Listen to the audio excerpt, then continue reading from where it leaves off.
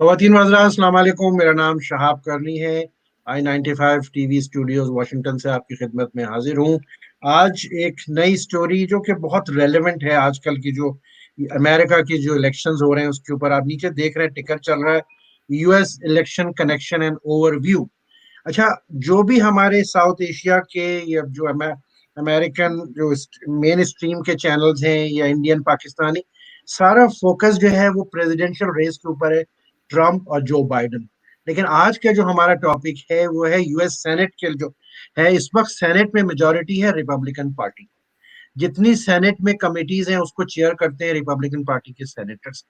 मैंने जो आज दो मेहमानों को तकलीफ दी है, शॉर्ट नोटिस के ऊपर जहमत दी इन लोगों को, वो इसलिए दी है कि जो यूएस सेनेट के ऊपर खतरा है कि वो फ्लिप होगा। फ्लिप का मतलब है मेजोरिटी जो है वो रिपब्लिकन से डेमोक्रेट पार्टी को चली जाएगी।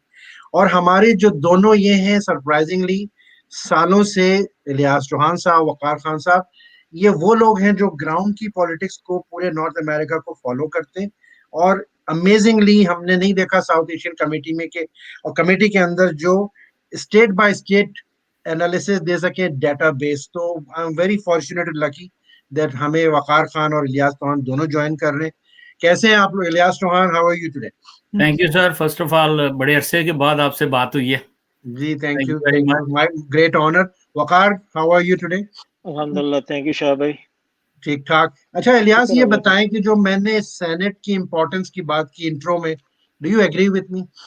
यस, पहले तो मैं ये बताऊंगा सर कि टोटल 33 स्टेट जो है ना, सेनेट कंटेस्टेड रेगुलर इलेक्शन है, और 2 जो है वो स्पेशल इलेक्शन है।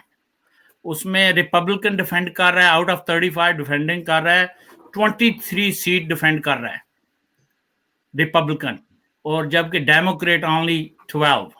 सो नंबर वाइज देखो कि इज अ बिग फाइट जो है वो रिपब्लिकन के लिए है।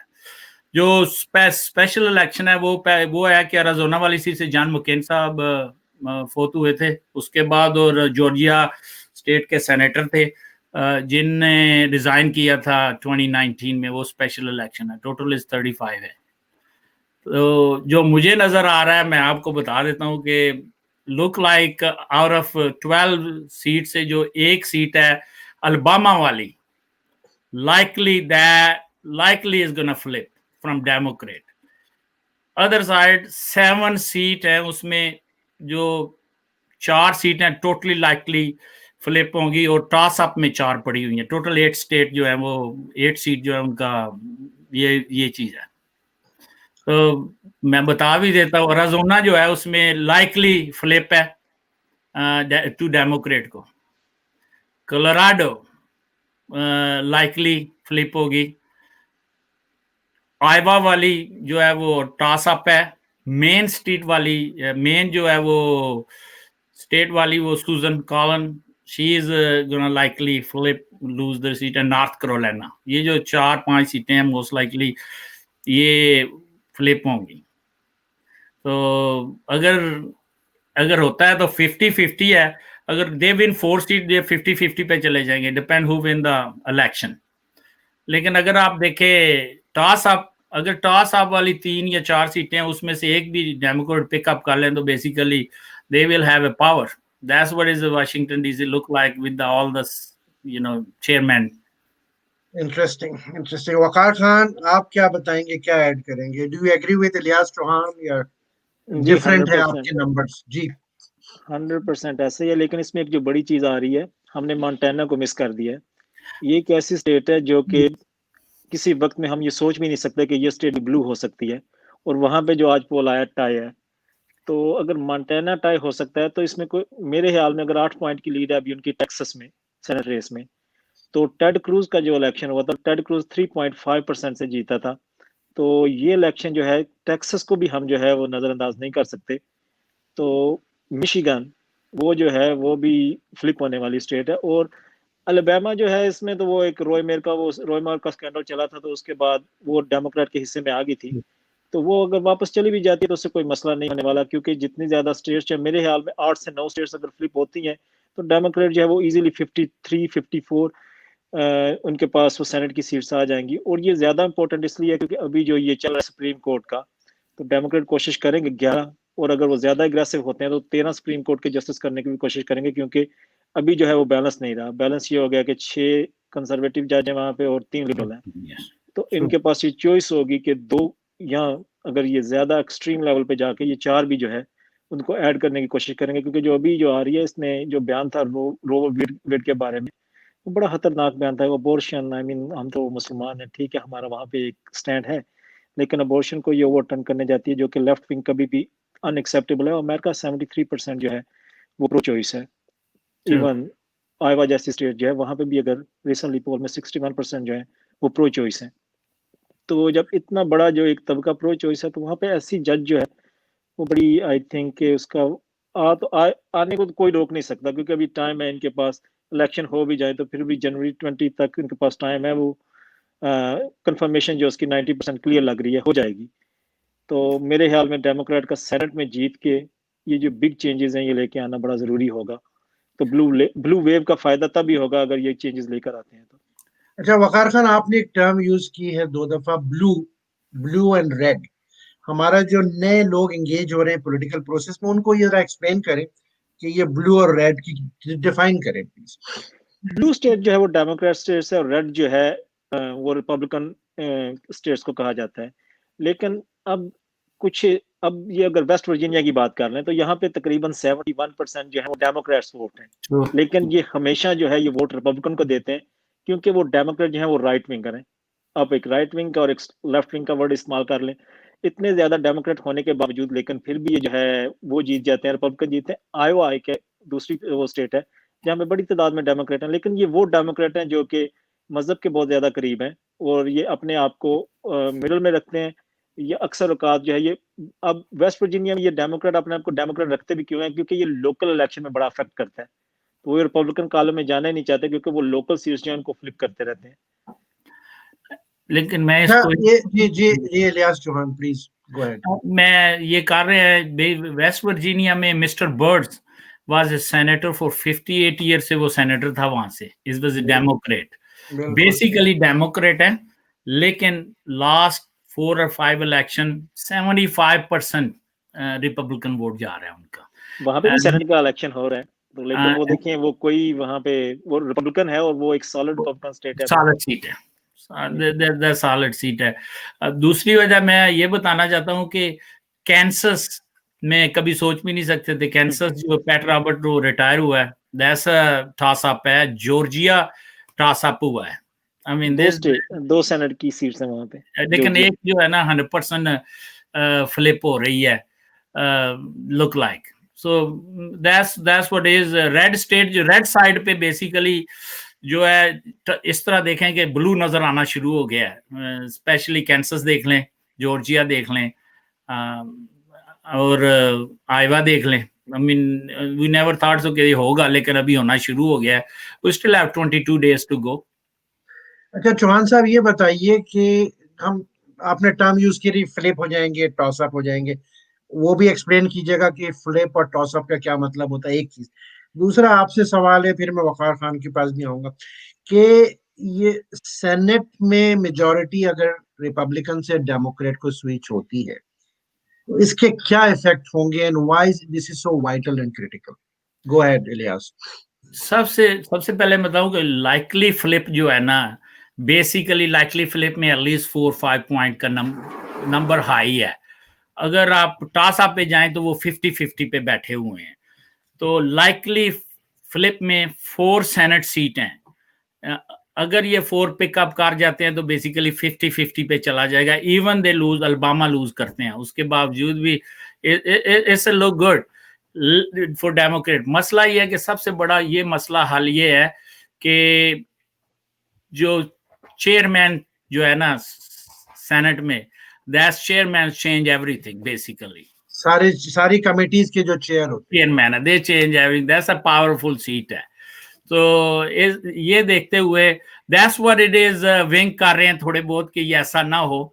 That's what Republican no, that is they do not want to lose. Basically lose करने से ये भी है कि अपने वकार साहब ने बताया भी था कि कुड भी सुप्रीम कोर्ट में 11 भी होंगे, 13 भी होंगे, as long they take the senate और win the presidency, definitely look like ये हो रहा है कि 11 भी होंगे और 13 भी होंगे. Then number wise, if they pick up 50-51 seat, then game is they basically even ये जो एमी कर भी रहे हैं उससे कोई फायदा नहीं होगा इनको. सबसे बड़ा फायदा ये होगा डेमोक्रेट को. दूसरा मसला ये है कि ये टैक्स इशू आ रहे हैं, बेसिकली इनकम टैक्स, ये बेसिकली कॉर्पोरेशन टैक्स आई जाएंगे. ये they could do easily those kind of things. इसलिए उनकी बड़ी ख्वाहिश है कि अगर प्रेसिडेंसी विन करे तो सेनेट सीट भी साथ आनी चाहिए, सेनेट. अच्छा वकार खान, ये बताएं, जैसे इलियास चौहान ने अभी कहा कि आप एज्यूम कर लें हाइपोथेटिकली कि व्हाइट हाउस में भी जो बाइडेन जीत के आ जाते हैं with a combination of a lady Kamala Harris, और सेनेट में भी डेमोक्रेटिक पार्टी की मेजॉरिटी आ जाती है, उसके क्या ओवरऑल इम्पैक्ट होंगे इकोनॉमिक के ऊपर, सोशल थॉट प्रोसेस के ऊपर, वैल्यूज के ऊपर? What is your take on that Waqar Khan? सबसे बड़ी जो अभी चीज चल रही है वो है ओबामा केयर. अब जो बाइडेन अपने डिबेट में ये कहा था कि 100 मिलियन अमेरिकन जो है उनकी प्री एग्जिस्टिंग कंडीशन है, जिसको ट्रंप ने कहा था कि यू आर लाइंग, जो कि एक बहुत बड़ा सच है कि 100 मिलियन प्लस अमेरिकन हैं जिनकी ऑलरेडी प्री एग्जिस्टिंग कंडीशन है. अगर उनकी प्री एग्जिस्टिंग कंडीशन है तो ओबामा केयर जो है अगर उसको खत्म कर दिया जाता है या सेनेट आके उसको ओवर रूल कर देता है तो उससे क्या होगा? वो क्या करेंगे वो लोग जिनकी ऑलरेडी ये कंडीशन है, जो प्री एग्जिस्टिंग कंडीशन में? वो 100 मिलियन जो है वो ना तो वो इंश्योरेंस ले सकेंगे. तो मेरे ख्याल में ये एक जो अफेक्ट करेगा लोगों को, मेरे और आप जैसे लोगों की लाइफ को जो अफेक्ट करेगा, ये मेरे ख्याल में नंबर 1 इशू है ओबामा केयर. प्री एग्जिस्टिंग इसके बाद ये प्री एग्जिस्टिंग कंडीशन जिन लोगों की है, इवन जिनकी नहीं भी है, हर बंदा जो है वो अफोर्ड नहीं कर सकता हेल्थ केयर. तो हेल्थ केयर जो है ये एक तो हर इंसान की जिंदगी में अफेक्ट करता है. इसके बाद दूसरी बड़ी जो चीज, जिस तरह ये कहा इन्होंने, कॉर्पोरेट टैक्स जो थे जो कि 35% से 0% पे ले आए, तो लिटरली अब जो बिग कॉर्पोरेशन है they are paying no taxes.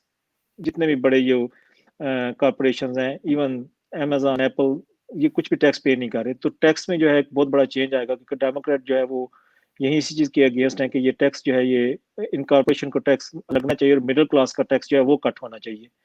एक और जो चीज हम ये देख रहे हैं, ये एक हम अभी अस्यूम कर लेते हैं कि इलेक्शन जो है फ्लिप हो जाता है, उसके बाद लोगों के मूड में भी चेंज आता है और सेनेटर्स के मूड में भी चेंज आता है. जैसा कि हम जानते हैं मेन और अलास्का दोनों रिपब्लिकन सेनेटर ने कहा है कि वो वोट नहीं करेंगे. इसके बाद मिट रॉमनी का सोचा जा रहा था, वो भी कह रहा था कि मैं उसका भी कहा जा रहा था कि वो भी हो सकता है वोट ना करे, लेकिन उसने कहा कि मैं वोट करूंगा. अगर जो है 54 इतना बड़ा वो चेंज आ जाता है तो हो सकता है 1-2 रिपब्लिकन सेनेटर जिसमें ये शामिल हैं मिट रॉमनी, तो 1-2 सेनेटर अगर वो अपनी साइड चेंज करता है या अपना मूड चेंज करता है तो ये जो है ये ब्लॉक हो सकता है. सुप्रीम कोर्ट के जस्टिस इसकी कंफर्मेशन जो है ये ब्लॉक हो सकती है. तो मेरे ख्याल में अगर पूछें कि 1 बिग इफेक्ट क्या होगा सेनेट का, वो होगा ओबामा केयर. बहुत अच्छा. अब मेरा सवाल आप दोनों से ये होगा, मैं इलियास चौहान से पहले आता हूँ. Ilyas, as far as I know, for last almost 25 plus years आप एक एंटरप्रेन्योर हैं, स्मॉल बिजनेस आप कह लीजिए, you are an investor, properties हो गए, कमर्शियल साइड के ऊपर. मेरा सवाल एज एन एंटरप्रेन्योर ये है कि कहा जाता है अमेरिका में कि जी Republican party is pro businesses, pro corporation, pro corporate America. तो आप किस तरफ हैं और क्यों हैं? इसका जवाब देना, बजाय स्माइल देने के जवाब दे. नहीं, सबसे पहले तो मैं बताऊंगा कि पिछले जो हमारे गवर्नर हैं ये रिपब्लिकन हैं. इन्होंने बहुत चेंज किया बिजनेस करके के लोगों को बता भी दे किस स्टेट के जो सुन रहे हैं उनके लिए बताइए. स्टेट ऑफ मैरीलैंड के governor, state of Maryland, Larry Hogan की बात हो रही है. और ये 200 ईयर में सेकंड गवर्नर है जो सेकंड टाइम इलेक्ट हुआ है. अमूमन जब भी आया है रिपब्लिकन का 1 टर्म के बाद ये लॉस कर देते थे, लेकिन इस दफा पता क्या हुआ है, इस दफा उसको अच्छे वोट 60% वोट उसने इस बेस के लिए, मेजॉरिटी बिजनेसमैन लाइक मी पूरे 100% उसको वोट डाला, क्योंकि वो उसका सारा काम ही बिजनेसमैनों के लिए था. ये उसने वेरी गुड. और रिपब्लिकन पार्टी है ही बिजनेसमैनों के लिए है, कॉर्पोरेशन के लिए है. इस चीज से हम इनकार नहीं करते, इसमें तो कोई दूसरी बात नहीं है. देखें, अगर मैं, ये वकार साहब भी जानते हैं, अगर ये कोरोना वाला ना होता तो मेरा वोट 100% जा रहा था डोनाल्ड ट्रंप की तरफ, truly. It's good for business. देखो, it's a big statement. 50 year, he knows that. 50 year job employment only 3.50. That's not happened for 50 years. He did it. आप इनकार नहीं कर सकते. जब उसने वॉल स्ट्रीट को, ये वकार साहब भी बताएंगे कि वॉल स्ट्रीट को उसने 19 से लेके 29,000 पे 10,000 उसने 3 ईयर में किया है. That's right. वकार साहब, ये बिजनेसमैन के लिए दे आर गुड. इसमें तो दूसरी बात है ही कोई नहीं है. जो कॉर्पोरेशन है बेसिकली कहाँ 37 से उठा के 2250 पे लेके आए बिजनेस के लिए. और जो उसने टैक्स लॉ चेंज किया है सिंस 1986 के बाद 31 ईयर लेटर चेंज किया. That's what for business too. तो वॉल स्ट्रीट ग्रो हुई, इकोनॉमी बेटर हुई. रिपब्लिकन बेसिकली इसमें मेरी कोई दूसरी राय नहीं है.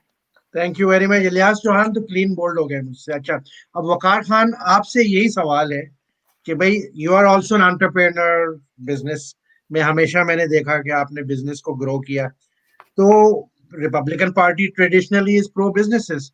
What is wrong with you and what is your issue? Shah भाई, जो लोग अनप्रेडिक्टेबल होते हैं ना, उन पे आप भरोसा नहीं कर सकते. अब ये बंदा जो है, ये ठीक है जी, कहते हैं कि इकानमी को बेहतर किया इसने, अनएम्प्लॉयमेंट 3.4 पे ले आया, सारा कुछ किया इसने. लेकिन इसका इम्तिहान क्या था? इसका सिर्फ एक बड़ा इम्तिहान आया और वह है कोविड-19. बाकी इसको किसी इम्तिहान से गुजरना नहीं पड़ा. इसने कोविड-19 में जिस बुरी तरह फेल हुआ है, अब ना सिर्फ ये कि इसका लोग सफर कर रहे हैं, इकानमी बड़ा बुरी तरह सफर कर रही है. तो जो बंदे जो इतने ज्यादा अनप्रडिक्टेबल हों, और देखें, अब अक्सर औकात ये लोग कहते हैं कि यार इस इंसान ने कौन सा कोई जंग की है, इसने क्या किया है, इसने जहां पे इसको अगर जस्ट इमेजिन करें, ये बंदा सितंबर 11 के वक्त प्रेसिडेंट होता, जो बंदा ये कहता है कि ये जो दहशतगर्द है, इनके बच्चों को भी मार दो, इनकी बेगमों को भी मार दो, सारा कुछ कर दो, जिसके ये वर्ड्स हैं, तो किल द फैमिलीज, ये बंदा ये कह रहा था. तो जिसकी ये थिंकिंग है, किसी बहुत बड़े क्राइसिस से गुजरा नहीं है. ये एक बहुत बड़ा क्राइसिस आया और उसने ये क्या कर दिया है. बॉब वुडवर्ड की बुक में आपने देखा है कि 2 दिन पहले ये कह रहा है, 2 दिन पहले इंटरव्यू में कह रहा है कि ये जो है बड़ा डेंजरस है, ये किस तरह यंगस्टर्स में भी फैल रहा है, सारी बातें कर रहा है, बाहर कह रहा है इट्स नथिंग. तो एक मरतबा उसने ये भी कहा था कि ये डेमोक्रेट का मेरे नया प्लान है मेरे अगेंस्ट. तो जो इतना और झूठ पे झूठ, जिस बंदे ने 63,000 प्लस झूठ बोले हैं अपने टर्म में, और ये वाशिंगटन पोस्ट की है. जो भी अगर आप इसके खिलाफ बोले तो आप फेक हैं, अगर इसके हक में बोले तो आप ठीक है. तो ऐसा, या आप अभी देखें ना कि क्या जो थे डिफेंस सेक्रेटरी थे, क्या नाम था उनका, तो डिफेंस सेक्रेटरी जब उन्हें हायर करने से पहले he was one of the smartest person on earth. after he resigned, he was one of the dumbest person on earth. He was dumb as a rock, and he was a Democrat. अच्छा, अब जी मैं इलियास चौहान, ये अब हम final corona वाला sir, मैं देखें corona वाली गलती जो है, ये as I am changing my vote to, मैंने बता दिया कि मेरा माइंड था चेंज कोरोना की वजह से. लेकिन जो कोरोना वाली उससे गलती है, never thought so that will happen what is happening right now. ये तो इसलिए तो मानने वाली बात है. उसको उसका ख्याल था because economy never should go down. उस चक्कर में उसने never stand up for basically for corona until today. आज भी वो फ्लोरिडा में बोलेगा वो अगेन वही, मतलब he never change anything. So connecting with that attitude or that approach, right or wrong, we will find out 3 नवंबर को हम लोग 11-12 बजे हमें पता चल जाएगा कि अप्रोच काम कर गई या नहीं करी. इलियास चौहान, आपसे फाइनल सवाल ये कि हमने सेनेट के ऊपर बात की, आपने अच्छा नंबर दिया दोनों ने. What do you see for presidential election? कहाँ आपको कमजोरियां नजर आ रही है किन स्टेट में फ्रॉम डोनाल्ड ट्रंप? मैं बैक जाऊंगा अरिज़ोना में. अरिज़ोना उन्होंने 2016 में 3% वोट से विन किया है. 5-7 रेड स्टेट है. रेड स्टेट में अगर ही 4-5 पॉइंट बिहाइंड प्रॉब्लम है. सबसे बड़ा प्रॉब्लम है जो देख रहा हूं ना, वो हायो में देख रहा हूं. हायो में मैं हायो की 88 काउंटी 2016 में घुमा हूं इसी चक्कर में. लेकिन अक्टूबर में पता चल गया था is gonna win at least 10 point हायो. लेकिन 13 पॉइंट जीता है. लेकिन हायो जो है वो बिल्कुल टॉस अप हो गई है. जैसा बिग देखें, अगर जिस स्टेट से 13 point, he was a very popular in हायो, जहां पे जाके बैलेंस हुआ है मेजॉरिटी जो है मैं समझता हूँ कि ओल्डर पीपल, रिटायर्ड पीपल जो है, मेरा ख्याल है माइंड चेंज हुआ है। और मैं ये 2 स्टेट, उसके बाद जो स्टेट है north Carolina, he want it, Iowa he want it. देखें वो स्टेटों में वो टॉस अप हो रही हैं जो is hard for him, it doesn't look good, but we never know basically. Waqar Khan, आपसे यही सवाल है कि ऑन द प्रेसिडेंशियल रेस आप क्या देख रहे हैं? कौन सी स्टेट जो है वो आपको नजर आ रही है कि बॉर्डर लाइन पे हैं? दैट दोस द 3 और 4 states are going to determine the race. What is your take on it? ये जो स्विंग स्टेट्स की बात करनी भाई कर रहे हैं, ये तो हम हर इलेक्शन में करते हैं। इस इलेक्शन में आपने मॉन्टाना, टेक्सास और जॉर्जिया को वॉच करना, ये 3 स्टेट्स को वॉच करना, दूसरों को तो जरूरत ही नहीं है वॉच करने की। मॉन्टे फिर से रिपीट करें। मॉन्टाना, जॉर्जिया और टेक्सास। अच्छा, क्यों, क्या मॉन्टाना क्यों है? What is the reason? ये एक ब्लू वेव है मेरे ख्याल में। ये जो हम नॉर्थ कैरोलिना की बात कर रहे हैं, एरिजोना की बात कर रहे हैं, पेंसिल्वेनिया की बात कर रहे हैं, विस्कॉन्सिन, ये सॉलिड ब्लू होंगी, तो इनका तो मेरे ख्याल में वो बात करने की जरूरत ही नहीं है। मिशिगन, ये सारी स्टेट जो है मेरे ख्याल में ये सॉलिड ब्लू होंगी। टेक्सास, मॉन्टाना और जॉर्जिया। टेक्सास जो कि जिसका कभी किसी ने सोचा भी नहीं था, तो वो वहां पे 2 पॉइंट का फर्क है। मॉन्टाना जो है उसका तो वो तो एक सॉलिड रेड स्टेट थी, और इसी तरह जॉर्जिया। ये 3 स्टेट्स जो हैं यहाँ पे भी बहुत क्लोज इलेक्शन होगा। अगर इन 3 स्टेट्स में इलेक्शन क्लोज होगा तो बाकी स्टेट्स जो स्विंग स्टेट्स हैं उनके उनके ऊपर तो बात करने की फिर जरूरत ही नहीं है। या क्लोज होगा, that's true, he is not gonna win Joe Biden Georgia Texas, पर क्लोज कह सकते हो, दैट्स अगर यहाँ क्लोज भी होता है, अगर देखें अगर टेक्सास या मॉन्टाना में इलेक्शन क्लोज है तो फिर आप पेंसिल्वेनिया में रिजल्ट क्या होंगे आप खुद देख सकते हैं, या विस्कॉन्सिन में रिजल्ट क्या होंगे, मिशिगन में रिजल्ट क्या होंगे, ये हम खुद ही अंदाजा लगा सकते हैं। जहां से विस्कॉन्सिन में डोनाल्ड ट्रंप 10,000 से जीता था, मिशिगन में 20,000 से और 40,000 से पेंसिल्वेनिया में। अच्छा, आप फाइनली जो है, मैं एक ही सवाल है दोनों से 1-1 मिनट में, लेकिन वो अनएक्सपेक्टेड सवाल है आपके लिए भी और ऑडियंस के लिए भी, वेरी अनप्लेजेंट क्वेश्चन। आप, रियाज चौहान, योर टर्न फर्स्ट, कि अगर इलेक्शन क्लोज हुआ जैसे बुश के हुआ था फ्लोरिडा में, वो शेड काउंटिंग शुरू हुई थी, तो do you think a blood shed in America? देखें अगर तो वाइड स्प्रेड हुआ, जो 7 जो वकार साहब कह रहे हैं कि स्टेटें जो हैं वो बेसिकली का, अगर 6-7 स्टेटों का डिफरेंट आएगा game, is then is nobody is gonna talk. लेकिन अगर ये 2 स्टेटों वाले चक्कर में चला जाएगा, 2000 में 1 में गई थी ना फ्लोरिडा, अभी 2 इसके साथ 1 हो गई ना, definitely is gonna be a problem. My man is doesn't accept that, you know that 2 state वाला जब तक अगर मार्जिन बढ़ा हुआ, लेट्स सी कि अगर 270 से 285 तक प्रॉब्लम है, अगर मार्जिन आ जाता है 300 350 इलेक्ट्रो कॉलेज का आ जाता है, तो basically is over, then is over. Waqar Khan, what is your take on it? नहीं, ब्लड शेड तो मेरे करने में बिल्कुल मुमकिन नहीं है। ठीक है, एक तो लोग मिशिगन में अभी जो हुआ है, आप क्या कहेंगे? वो रीजन इलेक्शन नहीं थी, उसकी रीजन जो थी वो रेस थी, क्योंकि वहां पे जो जिस तरह उकसाया गया और कहा गया, जब आप रेस के इशू पे बात करते हैं, वो शार्लट्सविल में भी हुआ था, या इवन अगर आप ओबामा दौर में बात करें तो ओक्लाहोमा में भी एक छोटा सा वाकया इस तरह का पेश आया था जब के की रैली निकली थी। तो इस तरह के वाकयात जो है अभी ज्यादा हो रहे हैं, क्योंकि इसमें डोनाल्ड ट्रंप जो है वो एक रोल प्ले कर रहा है। जब वो जिस तरह की बात करता है या जब जिस तरह के बयान देता है, ये बंदा शार्लट्सविल के बाद बयान दे रहा है कि there are good people on both sides, तो इस तरह के बयान जो है वो खतरनाक साबित हैं। लेकिन इलेक्शन में ये नहीं है कि लोग बाहर निकलेंगे या ब्लड शेड होगा।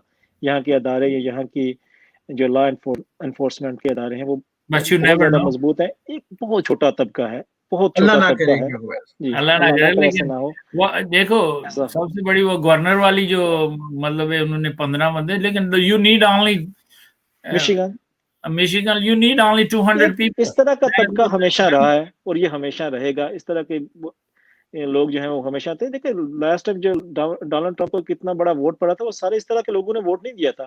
हमारे इर्द गिर्द जितने बहुत अच्छे लोग हैं उनने वोट भी उसको दिया था। उसकी एक रीजन ये थी कि इकानमी एक फैक्टर था उस वक्त। इवन ओबामा ने इकानमी जो थी उसमें बहुत रिकवरी में बड़ा अहम किरदार अदा किया था, लेकिन फिर भी वो एक बहुत बड़ा फैक्टर था और 2 साल डेमोक्रेट प्रेसिडेंट ने सर्व किया था। तो उसके बाद एक जो थी वो, और वो one of the most liberal senator था ओबामा। के प्रेजेंट।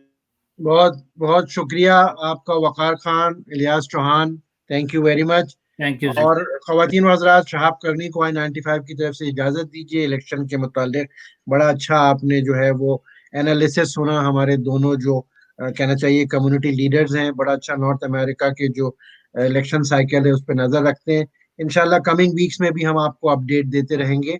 और इलेक्शन के दिन 3 नवंबर को हमें मुख्तलिफ जो मेन स्ट्रीम चैनल्स हैं उन्होंने अप्रोच किया, specially from south Asian community से। उनको कंट्रीब्यूटर चाहिए, पॉलिटिकल एनालिस्ट चाहिए, तो आप हमसे कर सकते हैं कांटेक्ट अगर आप इंटरेस्टेड हैं इस प्रोसेस में एंगेज होने के लिए। Please feel free. तो मुझे इजाजत दीजिए। Thank you very much again, Ilyas Chauhan and Waqar Khan. God bless you.